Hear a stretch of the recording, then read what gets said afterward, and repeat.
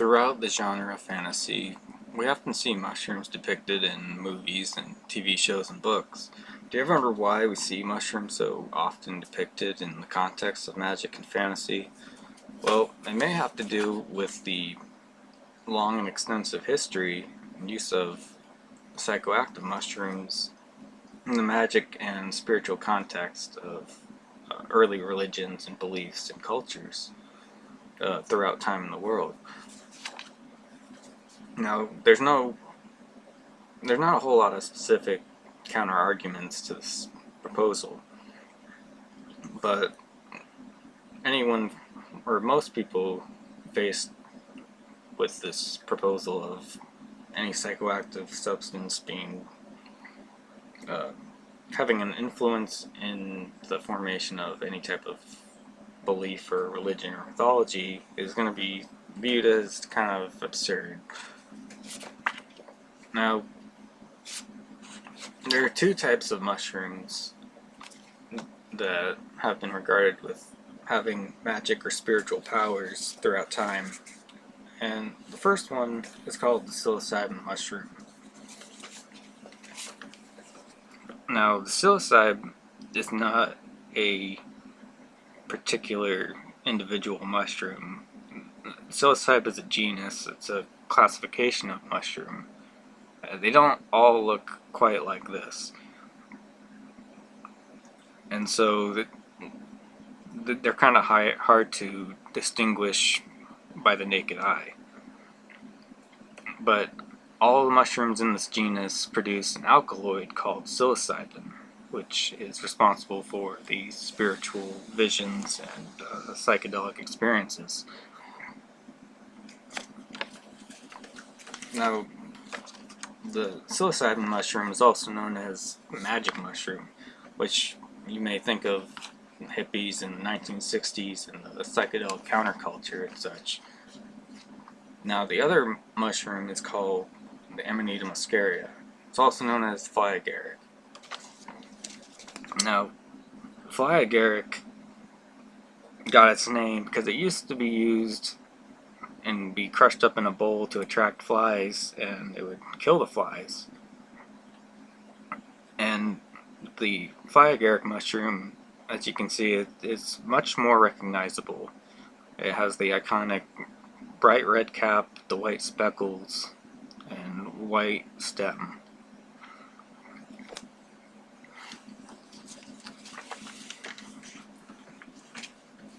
Now, those two mushrooms have been found throughout the world on nearly every continent. Now, there's been evidence of mushrooms being used in prehistoric times through these cave paintings. This one here was found in central Spain, and this one here was found in northern Africa. And this one in particular, you can see, it conveys a notion that mushrooms were used and viewed as having magical or spiritual properties. Now, these cave paintings tell me that psychoactive mushroom use goes back to the beginning of our, ancestors and history, beginning of human cultures, and it's also occurred throughout the world in that amount of time.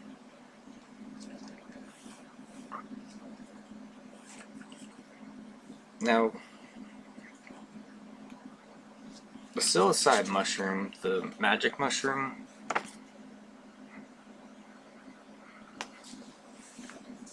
has had a very significant history in particularly South and Central America.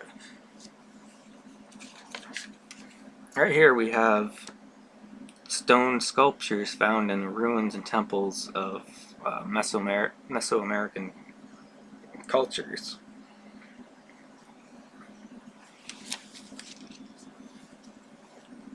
Now, the psilocybin mushroom was very uh, prominent and very big part of the culture and beliefs of the Aztec and Mayan civilizations. And they were used extensively through their shaman worship and or shaman rituals. That is until Spanish conquistadors came over. Now, when the Spanish conquistadors came over, they didn't like seeing that these native people were using a substance or something that they had a direct line to a spiritual realm or God or whatever.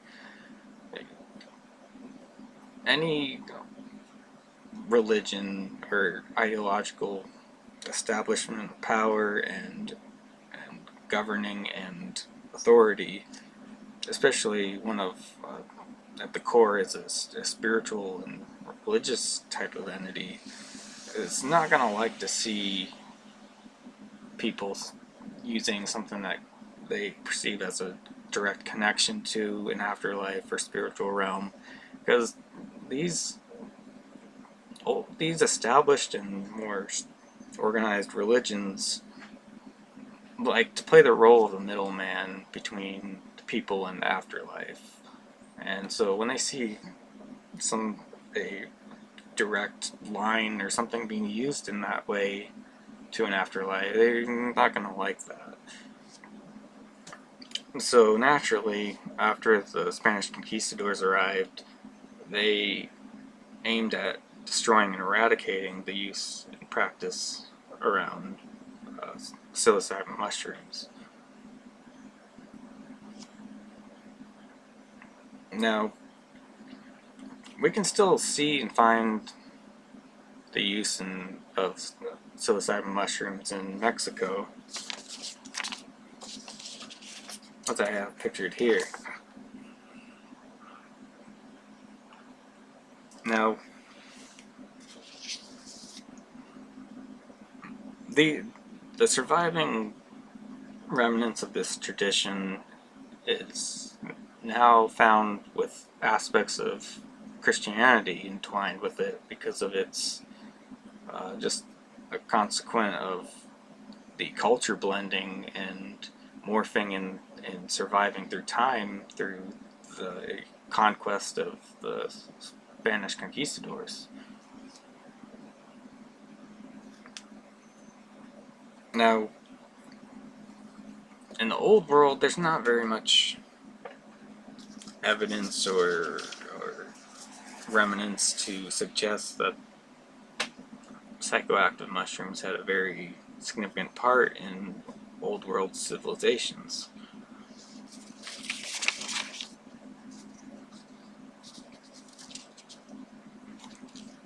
While in the New World, prior to European influence, we see that the native cultures and their traditions and practices were very preserved and maintained and seemingly were passed on from generation to generation for thousands of years, and perhaps even since the prehistoric times and beginnings of humanity.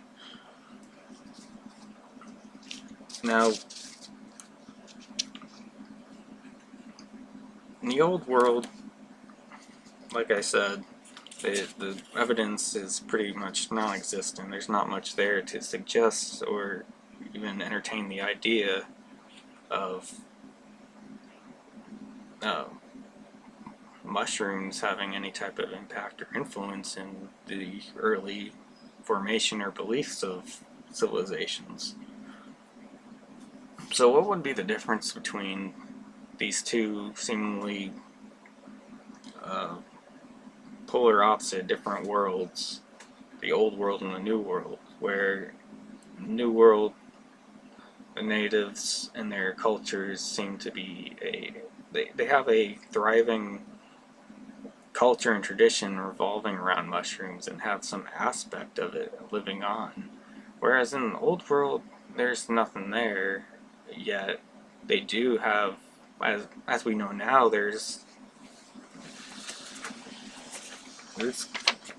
cave paintings in Africa and Spain depicting mushroom use, and especially in a spiritual and magical context.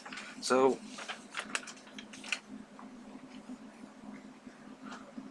the difference is, in the old world was shaped and defined very much by imperialism and religious conflict, and just religion in general, and the influence. And these two things both lead to war.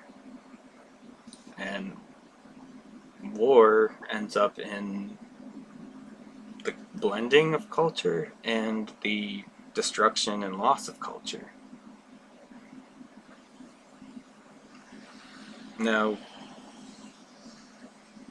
in the New World, with the native cultures prior to European influence, we see that the native people across both North and South American continents they were all living in completely isolated and separated regions, vastly separated geographically, and this is why they had a preserved and maintained culture for such a sustained amount of time, going back thousands of years, because they were so far apart they didn't interact. They didn't have any interaction to even have potential conflict or war to cause any blending of culture or loss of culture.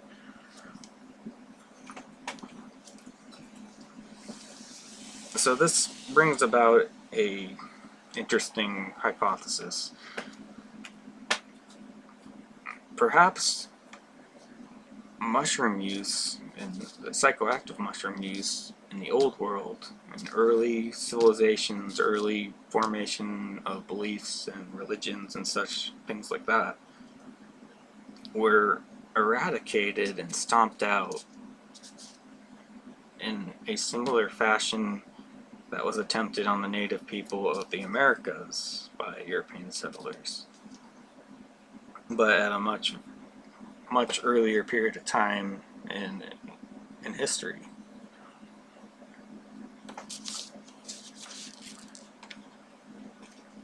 Right here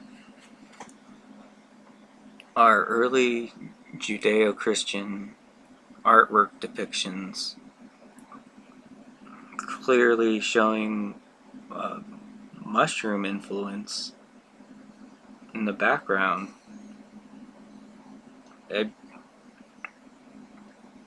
These are early Judeo-Christian depictions and artwork.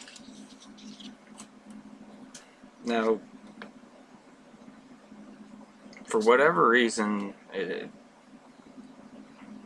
the practice and use of psychoactive mushrooms in any type of ritualistic or spiritual way was eradicated, stomped out, for who knows why.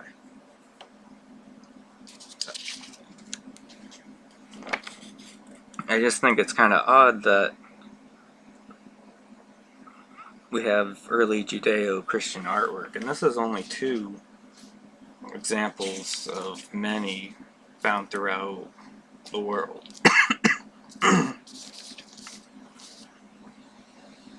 And yet this is Christianity is what fueled the Spanish Inquisition to eradicate the native culture's practice of the use of the mushrooms. It's just strange that there's a kind of a contradicting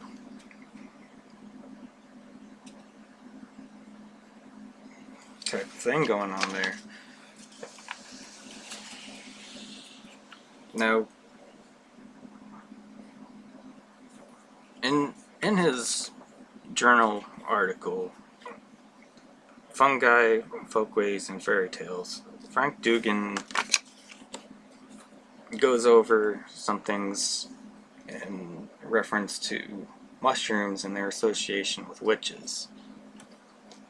Now, witches, we now know, are just, they were just women who were of surviving polytheistic and pagan religions and traditions in a predominantly Christian society that were viewed as witches or devil worshippers or, malevolent beings because they had they could concoct potions and such things that had powers to heal and kill and intoxicate or induce a spiritual experience from plants. And it's these witches had knowledge passed on from their traditional culture of the land, of plants and their uses and properties, and so they knew how to turn them into medicine or poison or whatever. And in these societies, they would be viewed as a type of a minority and be oppressed and be viewed in a negative light. And so they were viewed as witches, having magic powers or being spawns of the devil or whatever. And throughout Middle Ages and into the 18th century of Europe and later the colonial Americas, these witches were blamed and deemed the causation of the outbreak of plagues and crop contamination from fungi and mold and such. And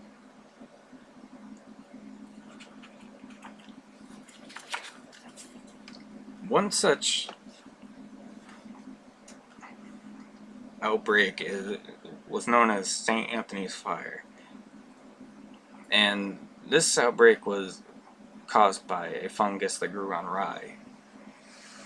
And when people ate this bread made of rye that was contaminated with the fungus, they would have hallucinations and they would have necrosis where their flesh would rot off. And so witches were blamed for that too. But the interesting about this St. Anthony's Fire and this fungus is that this fungus is called ergot, and ergot is the fungus that Swiss chemist Albert Hofmann derived the compound to synthesize LSD, which is the infamous psychedelic drug of the 1960s craze. So going backwards, this ergot fungus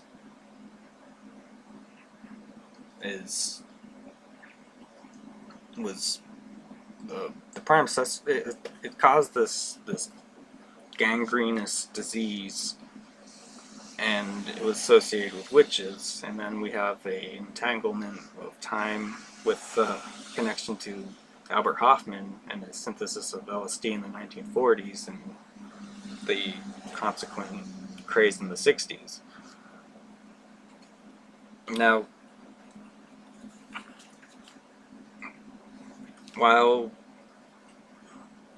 mushrooms were associated with witches in the Western world, in Central Europe and Russia and some parts of Asia, mushrooms were viewed in a different light. They were viewed and prized. They were in a much positive and cherished way. And in these regions, the Amanita muscaria has a very strong root there in the cultures, and particularly in the indigenous and tribal cultures throughout these regions, and their use of the Amanita muscaria fly agaric mushroom. Now, in their book, Plants of the Gods, Richard Evans Schultz and Albert Hoffman and German ethnomycologist Christian Reich, they co-authored and crafted together a book on entheogenic plants and fungi. And in this book, they briefly mention something kind of interesting.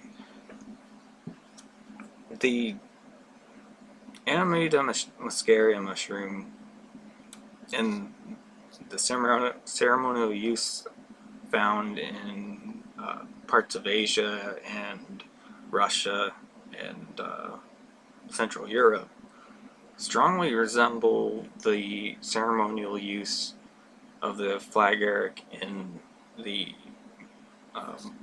North America, the Native Americans in the northern region of North America around Canada and the northern US. And they have their practice and ceremonial use of the fly agaric is very strangely similar to the use that we see in Europe or Eastern Europe and Asia and Russia. Now, in the book, they briefly kind of hint and say they propose the notion that the area that they live in Canada, northern Canada, the native people there, and then the Eastern cultures, that it would only make sense that because during the Ice Age, when the first inhabitants of the New World, the first native people to inhabit the continent during the Ice Age, they walked over and migrated across the land bridge of the Bering Strait.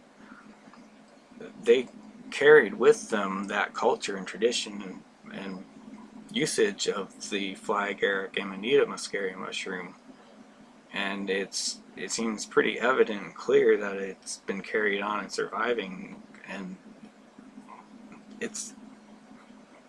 that was the Ice Age. That's like predating these cave paintings.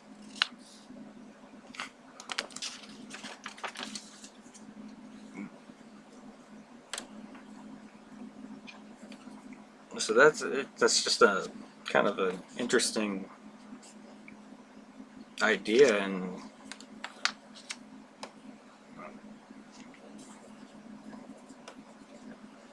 now, jumping ahead, in the 19th and 20th century, in the Western world, the Romantic era gave rise to a new view and perception of mushrooms in a more pleasant, positive way. And it was in the form of books and art. And art such as these depicted mushrooms in association with gnomes and fairies and frogs and more friendly and benign creatures, and in a more pleasant type of way. And this new perception in the Western world, where it was once associated with witches and grimy stuff, this is possibly a resurgence or permeating culture and tradition of the Central European cultures and origins, and their deep-rooted connection and admiration for mushrooms and their culture in a positive light. Now, in 1957, ethnomycologist Gordon Watson, in 1957, he had an article published in Life magazine called Seeking the Magic Mushroom. And in this article, he describes and explains his experience in Oaxaca, Mexico, with the shamans there. And he partook in the ceremonial use of psilocybin mushrooms, magic mushrooms.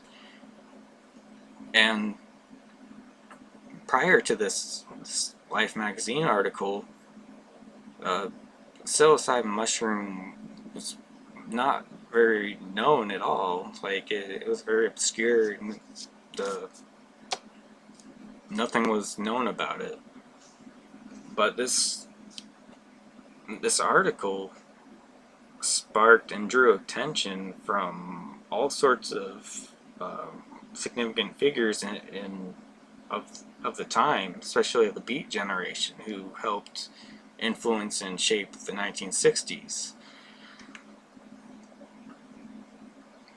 The Gordon Watson's experience and article with the psilocybin mushroom drew attention from the likes of Harvard professor Timothy Leary, who led a movement in the 1960s for spiritual enlightenment through the Eastern philosophies and use of psychedelic drugs. Now, in the 1960s, we see that, along with LSD, we see an infatuation with the psychedelic mushroom, the psilocybin mushroom, magic mushroom, and the counterculture. And fueling this infatuation and this craze with the mushrooms was the Romantic era's imagery and art of mushrooms in this sort of context, and in association with gnomes and fairies and such things like that. And that can be seen in artwork such as this, where we see the 1960s psychedelic influence from Lewis Carroll's Alice in Wonderland.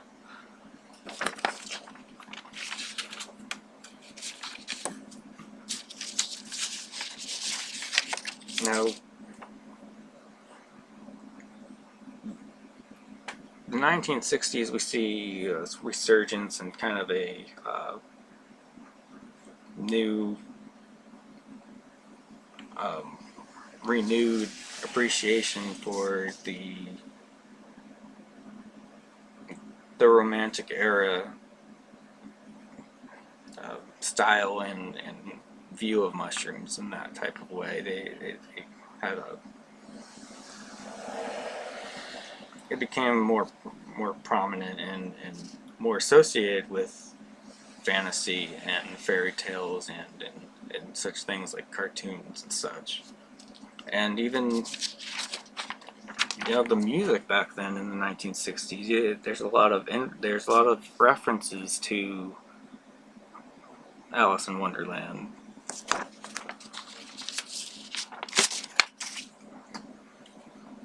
Now,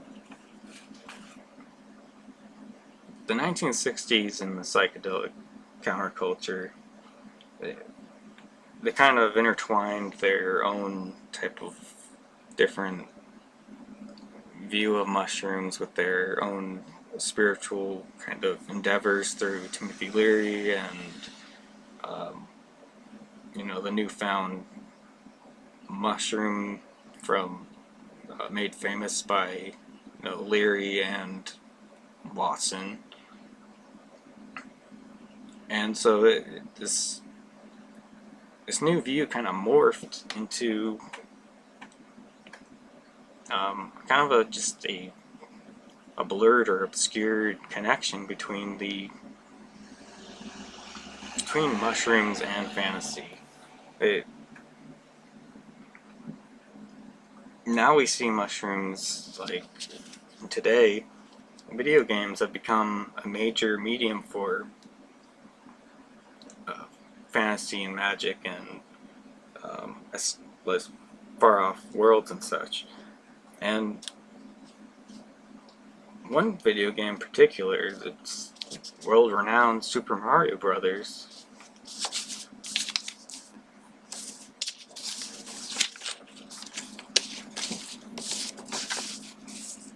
There we go. Super Mario Brothers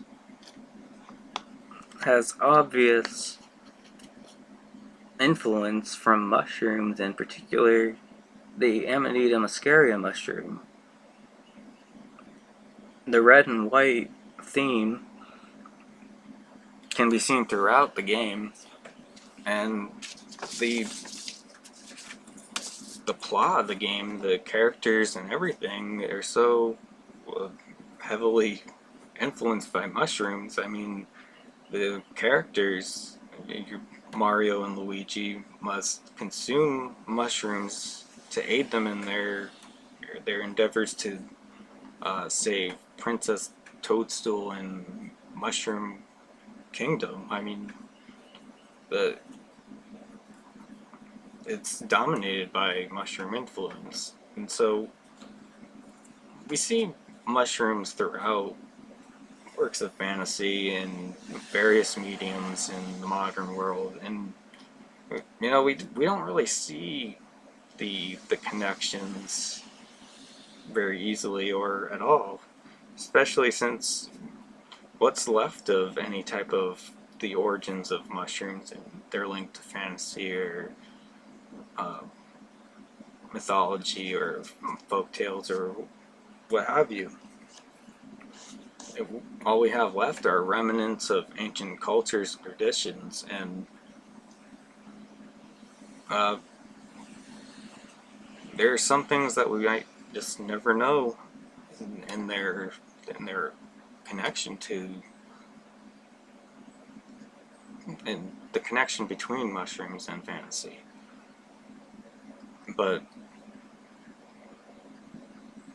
mushrooms have obviously shown that they persist to and perpetuate through time and human culture. In one way or form or another, we see them parallel with fantasy, and whether it's books and movies and ancient texts, we see it constantly throughout time. Well, and sometimes it might not be so obvious, it might be subtle or hidden within, between the lines, but it's always there, that connection between